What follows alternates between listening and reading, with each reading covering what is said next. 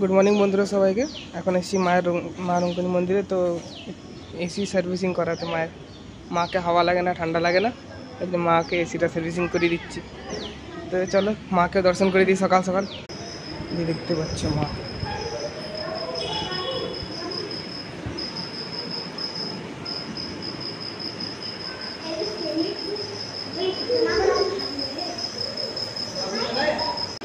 সকাল সকাল মায়ের দর্শন হয়ে গেলে কাজটা হয়ে যাবে। মায়ের এসিটা কাজ করছে না জিনিস। আজকে প্রচুর ভিড় আছে মন্দিরে, আজকে সানডে না, আজকের জন্য প্রচুর ভিড় মন্দিরে।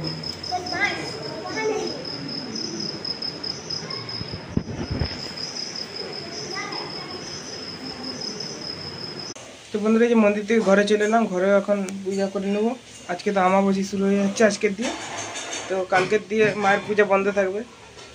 তোমাদেরকে দেখিয়ে দিই মাকে দ্বারা আজকে যখন পূজা করবো বন্ধুরা। ওই যে ফুলও এনেছি, আজকে ফুল বেশি পাইনি, অল্প আছে। যাই হোক আজকে আমাবস্যা লেগে গেলে আজকে মাকে শয়ন দিয়ে দেবো। সেই 27 তারিখে আবার পূজা হবে মায়ের।